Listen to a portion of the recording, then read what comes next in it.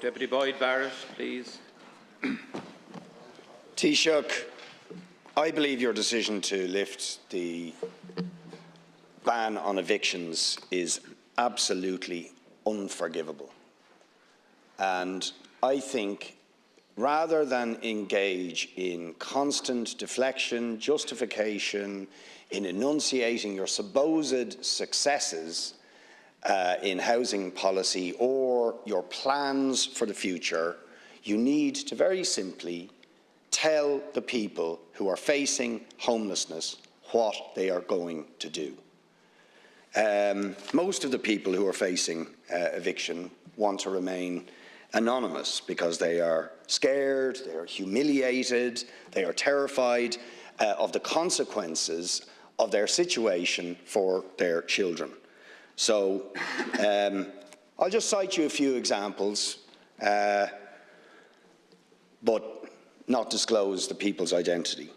Jackie, who I brought up, and her husband and 2 children will be in court yet again tomorrow, facing the an eviction from the home they've lived in all their lives. They're above the thresholds, so not entitled to HAP, not entitled to social housing, and deemed ineligible for the purchase of their home under the tenant in situ. Let's call the next case Jackie 2, mother of 3, eviction date mid-April, 13 years on the list. Where is she supposed to go? Let's call the next case Jackie 3, eviction date in the next couple of months in a RAS tenancy, trying to get the council to buy, but no guaranteed commitment that that is going to happen. Let's call the next case Jackie 4, eviction date in May, HAP tenancy.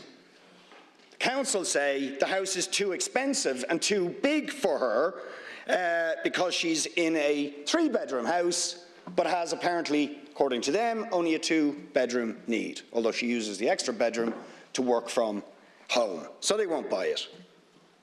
Next case, Jackie 5, eviction date the 1st of April. Landlord, major landlord and developer, selling all his houses, and according to her, selling them because he plans to invest in building apartments. Council won't look at buying it because she is overhoused. That is to say, she has a 2-bedroom need according to them, but it's a 3-bedroom house. So, what do you have to say to Jackie 1, to Jackie 2, to Jackie 3, to Jackie 4, to Jackie 5, and the 2,000 to 3,000 other Jackies, the day after International Women's Day? What have you got to say to them? Where are they supposed to go? Thank you, Deputy Because there is nothing being offered to them, there are no options available, and the private rental accommodation out there is absolutely unaffordable to all of those people. Taoiseach, please. The bottom line, first of all, in terms of the specifics, and of course I'll come back later in terms of how we can help people overall in terms of housing, which you need to put your shoulder to the wheel as well in terms of that. And I would say as a caveat, Deputy, you have a habit of raising individual cases. And when people go checking out the individual cases, the story doesn't always turn out to be exactly as you presented in the House. And there tends to be other issues relating to it. And I'm not going to get into the habit of discussing individual cases across the floor of the House because I don't think that's this is not the correct forum. So I put that on the record. I'll equally say to you that the most effective way, Deputy, 2 things. The rental market is the key market. You don't believe in landlords at all. Fair enough. You don't believe in a system where we. You don't believe in a system where we. Sorry, you don't believe in a system where we have landlords. You said it's. I believe in. No, you. Sorry, no. Let's not get too smart now. This is a serious issue, and it's about time your policies came under the microscope, because you keep on attacking. But when it comes to the structure of our rental sector, you believe it should be all state. That's your position. You don't believe there should be any private rental market. Correct? Correct. That's what you believe. That's fair enough. You're entitled to that belief. You do not believe there should be a private rental market. No, sorry. No, sorry. Let's not twist it now.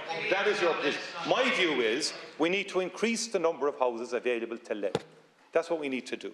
We need to keep more landlords in the market, the smaller landlords, we need to keep them. in the market, and we need to attract more landlords into the market, more people who will provide investors. It could be a person who could be investing in their pension. They may not be the big corporates that you love to label everybody with. And that's half of the problem here.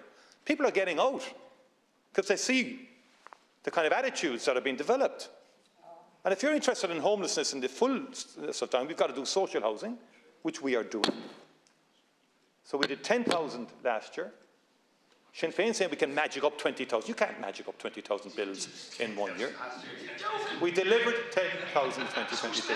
Yes, between leasing, acquisition and so on. Right? And it'll be 12, the target this year is 12,000. And we need to do more. And we will. And we're doing affordable. But you guys keep on opposing everything we do to try and provide more housing. I mean, you yourself, it's alleged, have opposed, I think, well over 1,500 houses in your own constituency. In your own constituency, 1,500. It could be close to 2,000.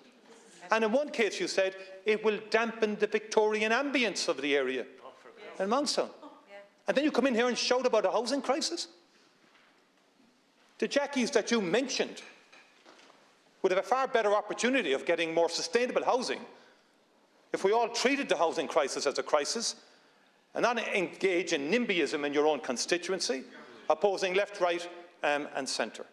But the fundamental issue I put back to you, Deputy, is this: it's about supply. You know it.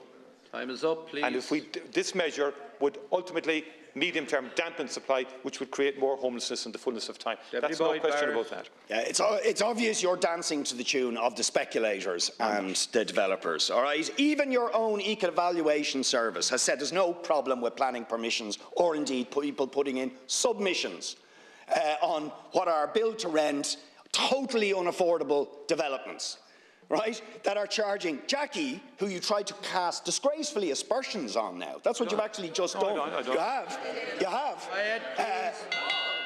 Has looked at 700 properties over the year she's been threatened with eviction with her family. And by the way, her 13-year-old daughter wrote a personal note to you with special needs, and she still hasn't even got the dignity of getting a response to her. It's absolutely outrageous. The last place she looked at was €2,700. Right? Now, how is anybody supposed to afford that?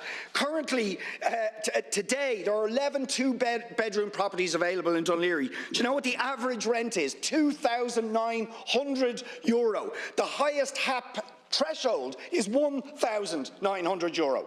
That means there is nothing available. That's what your speculators and developers have delivered. They've delivered tens of thousands of planning permissions they don't act on, and when they do build them, nobody can afford them. So don't give us that nonsense.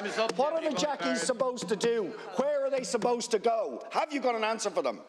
Well, sorry, I don't know any of the details in any of the 4 Jackies that you mentioned, because you said 5, but you said at the outset that you didn't want to betray, which is right and fair and proper.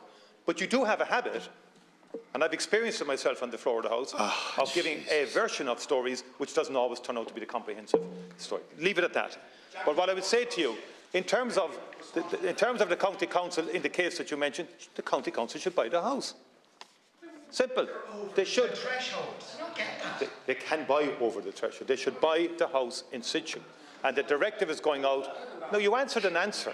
You asked for an answer. I'm giving you the answer. The Minister is issuing a directive and a circular today to local authorities to make sure 600 were bought. Look, Deputy, you keep on shouting and roaring. You don't, and I want to put it to you this. You haven't answered the question in terms of over 1,500 people do you have objected to. We can't afford. But fine. But Deputy, but no, it's the mindset. Deputy. But Deputy, it's the mindset. But Deputy, it's the mindset that you adopt. You've opposed everything. Thank you. But no, look, you have an obligation to put forward ideas. You oppose affordable housing. You oppose Help to Buy. You oppose first homes. You have opposed everything in this House to do with housing, because you have a different view, which I don't think is realistic or viable in any shape or form. And I think you would damage the situation. You'd make it worse with your policies. Can I just? It could actually. It could be much worse. I just ask members, please, will you address your remarks through